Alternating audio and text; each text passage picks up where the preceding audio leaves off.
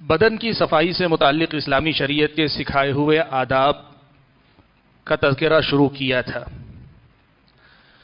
میں نے بتایا آپ کے سامنے کہ پیارے نبی صلی اللہ علیہ وسلم سے مائی عائشہ صدیقہ رضی اللہ تعالی عنہا نے روایت کیا ہے، جیسا کہ صحیح مسلم میں یہ حدیث ہے کہ 10 من الفطرہ، 10 باتیں فطرت میں سے ہیں، اور پھر ان میں سے کچھ باتیں جن کا بدن کی صفائی سے تعلق تھا، کل ان کا تذکرہ ہوا۔ آج آپ کے سامنے بقیہ کچھ باتوں کا تذکرہ کرنے جا رہا ہوں جن کا تعلق بدن کی صفائی سے ہے۔ آج ہم جو بات کریں گے، سارے کے سارے مسائل انسان کو اللہ تعالیٰ نے جو بال دیے ہیں، ان بالوں کے احکام اور مسائل کیا ہیں، اس پر ہم جو ہے بات کریں گے۔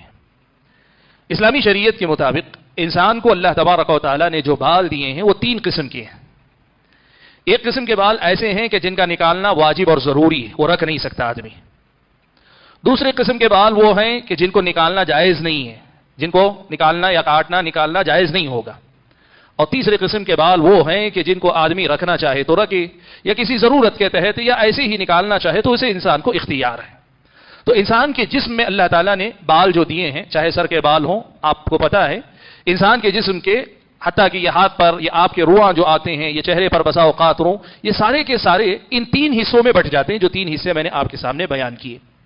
ان میں سے سب سے پہلا حصہ ہے کہ وہ بال جن کا نکالنا ضروری ہے، جن کے نکالنے کا اسلامی شریعت نے حکم دیا ہے۔ سب سے پہلے تو بغل کے بال ہیں، اور دوسرے نمبر پر زیر ناف کے بال ہیں۔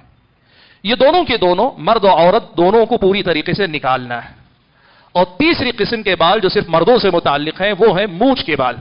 مونچھ کے جو بال ہیں ان کو بھی نکالنے کا اسلامی شریعت نے حکم دیا۔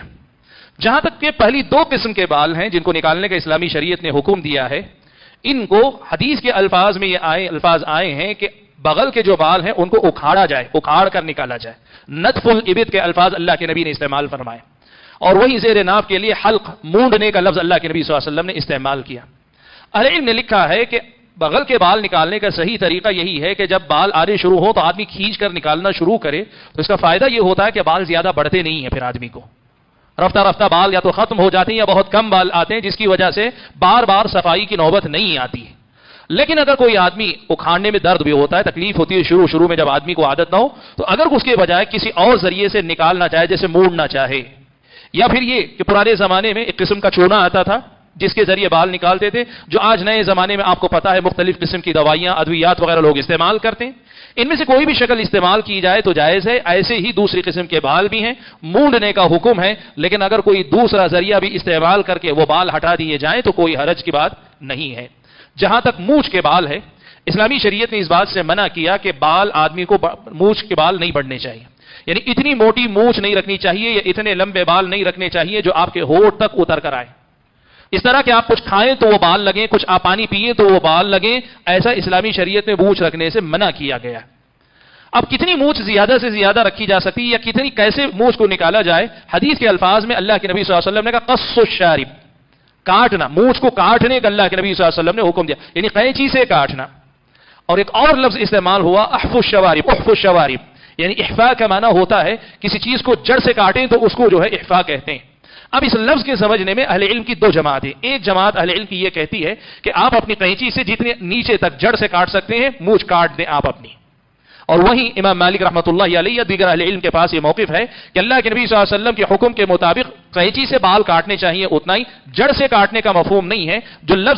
یہ جو لفظ آیا کہ احفو، کہ اس کو جو ہے گہرائی سے کاٹو، تو اس کا مطلب یہ ہے کہ یہ جو مونچھ کے بال حد سے بڑے ہوئے ہوں تو جہاں سے ان کی حد بڑھ رہی ہے وہاں سے ان کو پوری جڑ سے کاٹو، یہ اس کا مفہوم ہے۔ مختصر الفاظ میں یہ کہ مونچھ کے بال یا تو آدمی کو اتنے چھوٹے رکھنے چاہیے کہ وہ بال قینچی میں سے کٹ ہو جانے کے بعد جو بچے وہی بچے، یا بڑی اگر کوئی مونچھ رکھنا چاہتا ہے تو اتنی ہی کہ وہ مونچھ کے بال آدمی کے منہ میں نہ آنے پائیں، پینے میں کھانے میں نہ آئیں۔ اسلامی شریعت کا یہ حکم ہے، یہ ادب ہے مونچھ کے سلسلے میں۔ اور یہی بعض اہل علم نے یہ بات لکھی ہے کہ مونڈ لینا، مونچھ کو جو ہے مونڈ لینا، یہ خلاف سنت ہے۔ خلاف سنت کا مطلب کیا ہے؟ وہ یہ کہتے ہیں کہ احفاء کا جو لفظ آیا ہے وہ قینچی سے جتنا کاٹا جائے، لیکن مونڈنا اللہ کے نبی نے اس کا حکم نہیں دیا، اللہ کے نبی نے کاٹنے کا حکم دیا ہے۔ بہرحال یہ وہ بال ہیں جن کے نکالنے کا حکم دیا۔ 3 قسم کے بال ہیں جو آدمی کو نکالنے چاہیے، اسلامی شریعت نے جو ادب سکھایا ہے۔ اب یہ جو نکالنے کی مدت ہے اس کی مدت بھی وہی ہے جو 40 دن والی بات ہے. کل کے درس میں نے آپ کے سامنے حضرت انس بن مالک رضی اللہ تعالیٰ عنہ کی حدیث پڑھ کر سنائی. صحیح مسلم کی روایت میں فرماتے ہیں کہ رسول اکرم صلی اللہ علیہ وسلم نے ہمیں یہ چاروں چیزوں کے لیے، تینوں بال نکالنے کے لیے، یعنی بغل کے بال، زیر ناف کے بال اور مونچھ کے بال اور اس کے ساتھ ناخن کاٹنا، ان چاروں کاموں کے لیے اللہ کے نبی صلی اللہ علیہ وسلم نے زیادہ سے زیادہ 40 دن کا وقت دیا ہے. 40 دن زیادہ سے زیادہ، اس سے پہلے آدمی کو اپنے بال کاٹ لینے چاہیے. اب 40 دن کے بعد اگر کوئی رکھتا ہے تو بعض اہل علم نے کہا حرام ہے، یعنی گناہ ہوگا ہر دن. اور بعض اہل علم نے کہا گناہ تو نہیں لیکن اسلامی شریعت کی نظر میں ناپسندیدہ کام یعنی مکروہ کام کر رہا ہے. ناپسندیدہ 40 دن سے زیادہ اگر کوئی اپنی مونچھ نہیں کاٹتا ہے، اپنے بال نہیں نکالتا ہے تو یہ مسئلہ ہے. البتہ یہاں ایک مسئلہ ضرور بتانا چاہوں گا کہ بعض لوگوں کے درمیان یہ بات مشہور ہے کہ اگر کوئی آدمی 40 دن تک یا 4 کام نہیں کرتا ہے، 40 دن سے زیادہ گزر جاتے ہیں تو مشہور ہے کہ اس آدمی کی نماز نہیں قبول ہوتی. یا بعض لوگوں کی زبانی ایسے بھی سنا جاتا ہے، وہ کہتے ہیں کہ اللہ تعالیٰ کی لعنت اس پر اترتی ہے. آپ یہ بات یاد رکھیں، یہ دونوں باتیں ثابت نہیں ہیں. یہ دونوں باتیں ثابت نہیں.